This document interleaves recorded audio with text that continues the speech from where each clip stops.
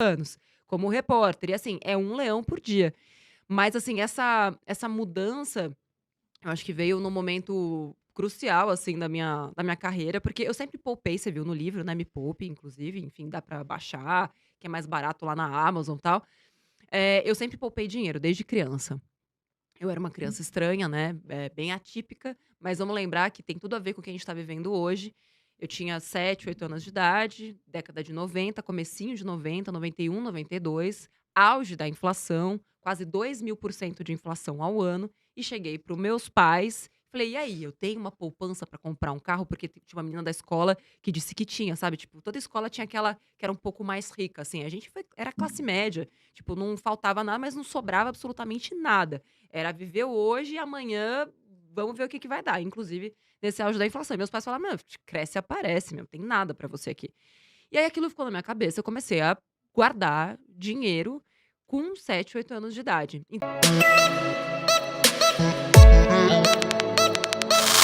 O carro virou minha meta, e aí tinha o dinheiro pra comprar o carro, 18 anos já criei uma outra meta, que era comprar um apartamento com 23, 24, quando saísse da faculdade. Inclusive a gente se conheceu nessa época, A vocês gente não estudou na sabem. mesma a gente estudou no Objetivo, sabe o Objetivo da Granja? Que eu estudava lá, já conhecia a Nath. Pois Só que é. ela era um ano mais velha. Eu te falei Exato. isso, né? Né, e a Sim. Carol era professora na academia onde eu treinava. Olha, É, gente, Eu também o já dei destino uma cruzou vocês trabalhada aí. novamente. exato.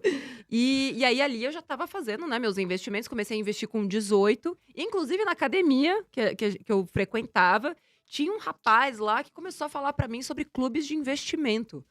E eu falava: "Sério?", porque eu comecei a investir com 18, mas em previdência. E logo depois que ele falou dessa coisa dos clubes de investimento, que o dinheiro multiplicava mais depressa, tal, comecei a estudar.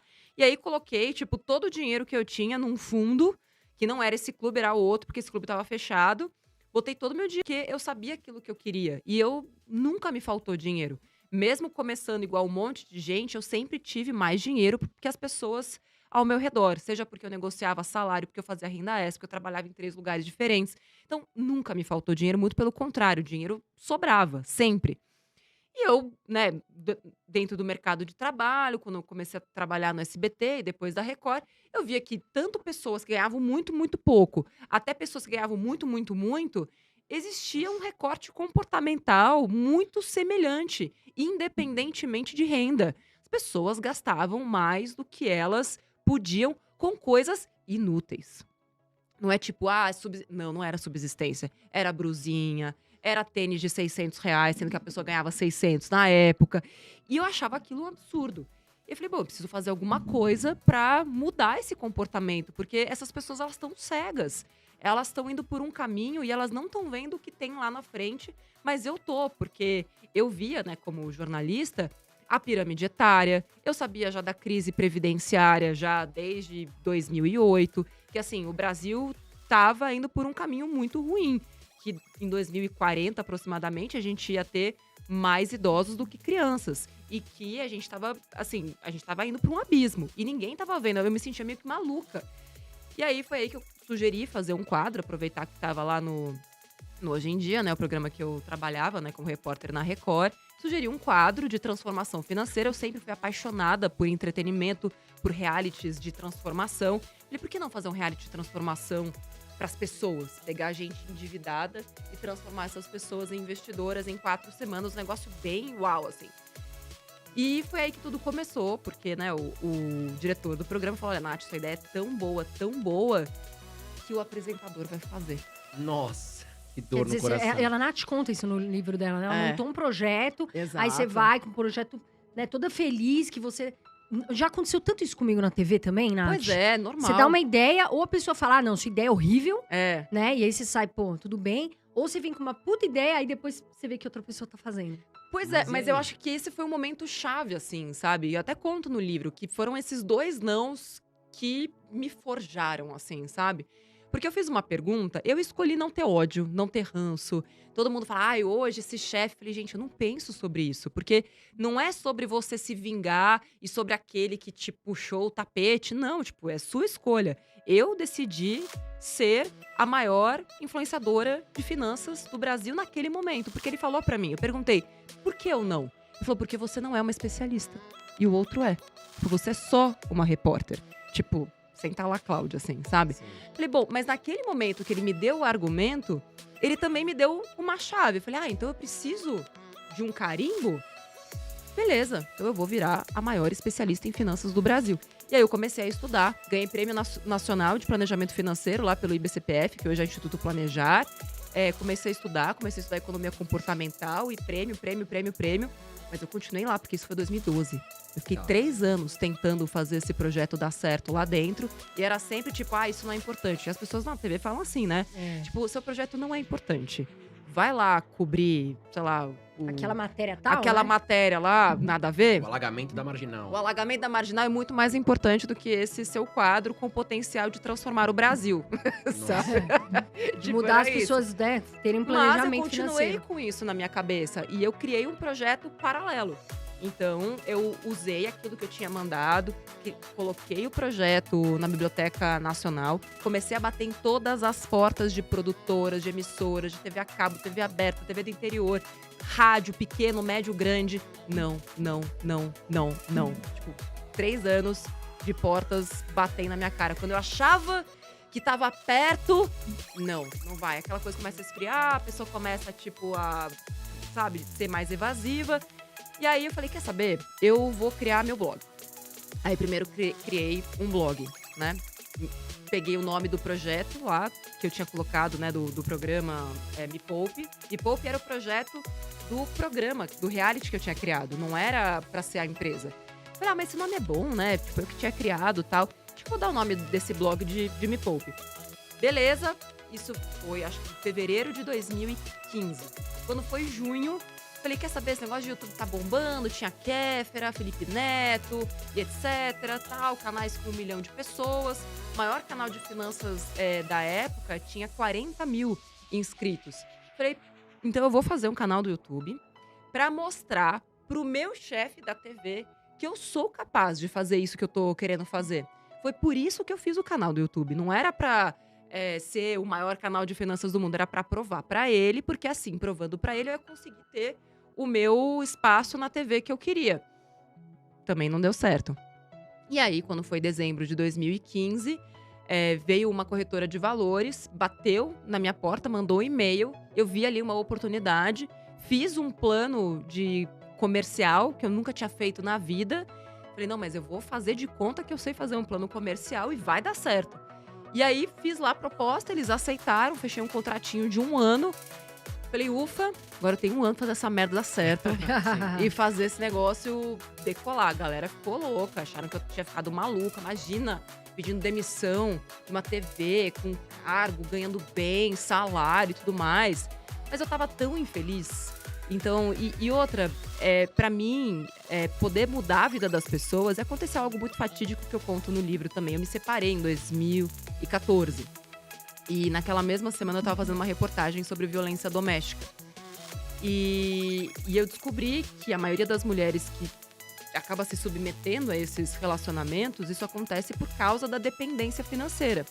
E naquela época, foi naquela mesma semana que a gente se separou, o meu ex chegou e falou, vamos vender o apartamento que a gente tinha comprado juntos à vista, né? Com desconto que eu consegui, inclusive 15%.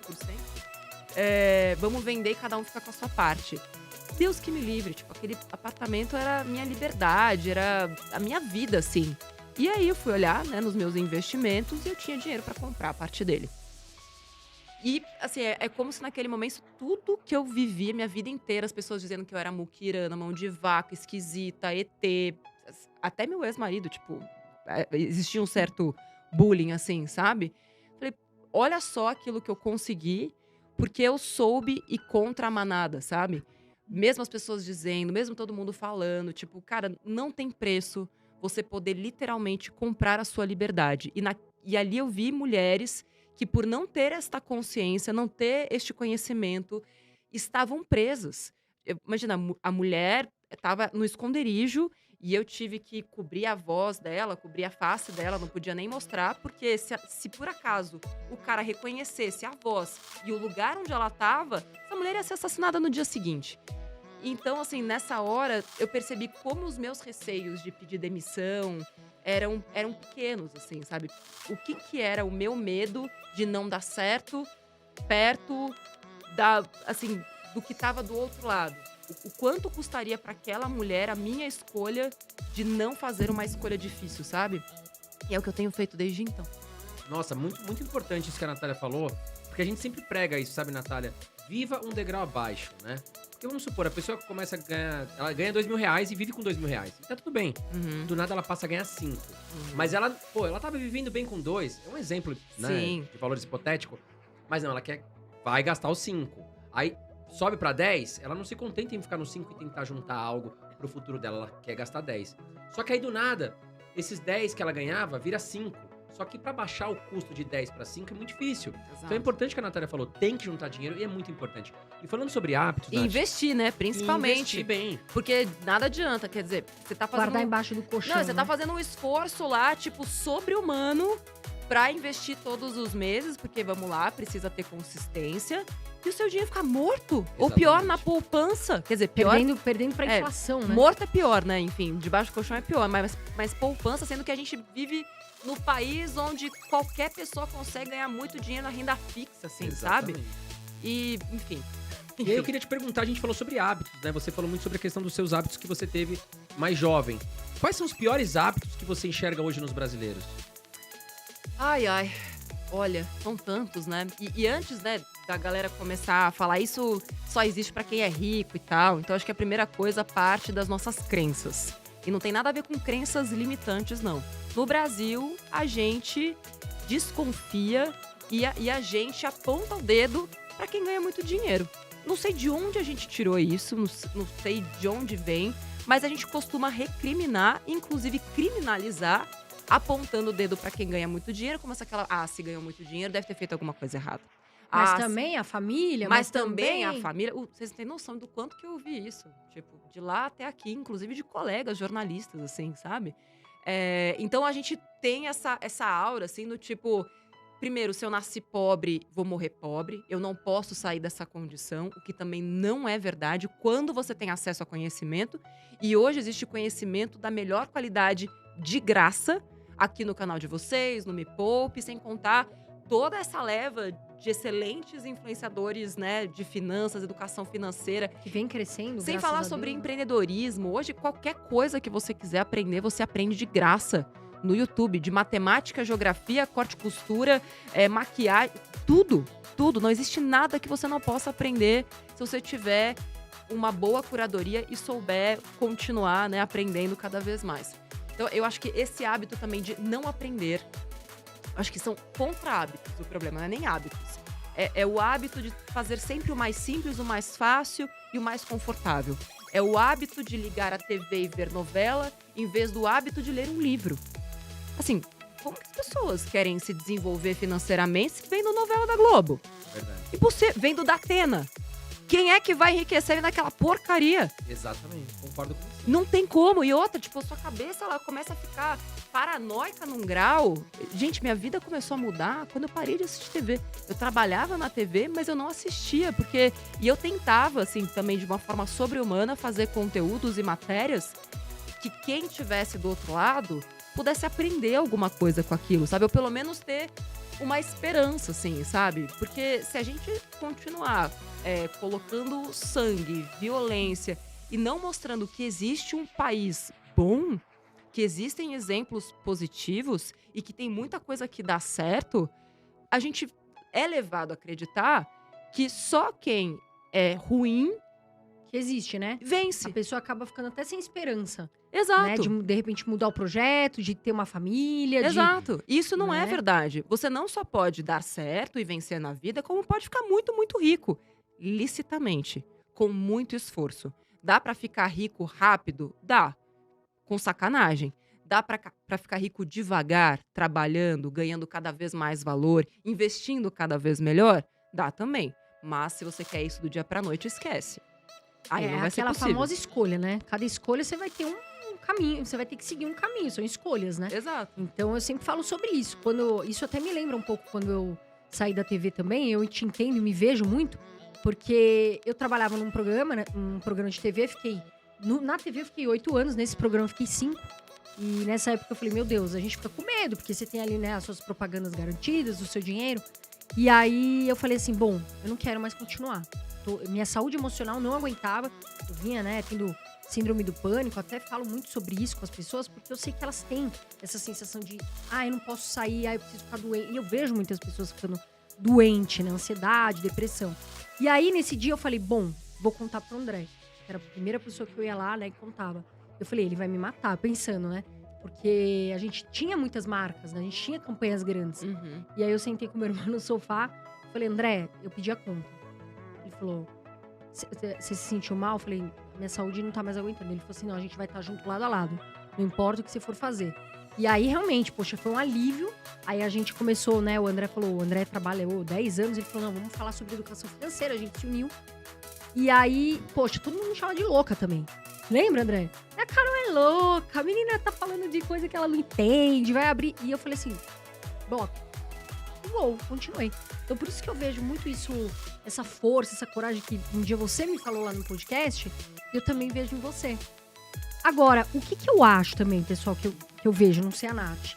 Você não acha, Nath, que um dos motivos que as pessoas estão, assim, não ganham dinheiro, ou enfim, não conseguem ter uma vida melhor, pelo fato de ostentação, ou seja, na internet, não tá assim as pessoas querendo ter o que elas não precisam? Não sei, Carol. É que a gente tá vivendo um momento no Brasil que a gente também precisa levar em consideração que tem muita gente que voltou a passar fome. A gente precisa separar. Pra mim, tem pessoas que precisam do básico e que hoje nem o básico essas pessoas têm. A gente tem que separar essas pessoas. Do outro lado, a gente tem as pessoas que continuaram consumindo. E vamos lembrar que, assim, a internet, né, as vendas online nunca foram tão expressivas na história. De onde está vindo o dinheiro para consumir nos e-commerces da vida. Shine, Magalu. Magalu caiu agora, a gente sabe, né? Não tá boa, não tá fácil a situação de Magalu. Aliás, quantas vezes por dia vocês recebem pergunta da galera? Nossa, Magalu, todo dia muito. milhares de perguntas. Todo dia. Muito, muito. E aí, o que vocês acham? Depois a gente fala.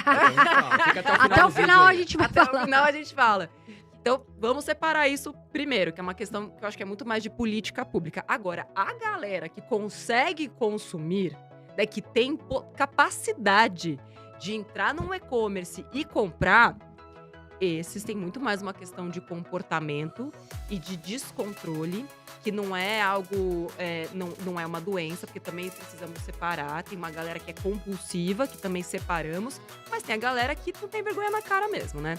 Sabe que precisa poupar, investir e tá lá, ai não, só mais uma comprinha. Ou, ai, E dá-lhe madrugada, o eu Mercado Livre mereço. bomba na madrugada. eu mereço. E aí o que eu sempre falo pras minhas alunas é, mas você merece um futuro desgraçado?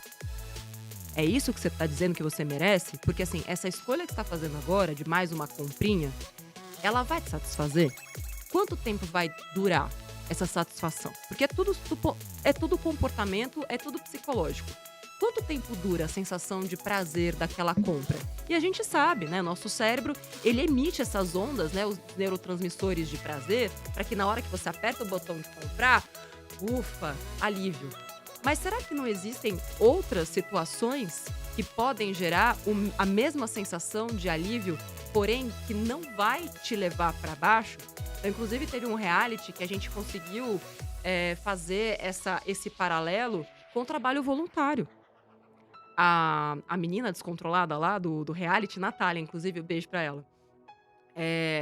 Eu entendi quais eram os valores, porque tudo passa por valores pessoais.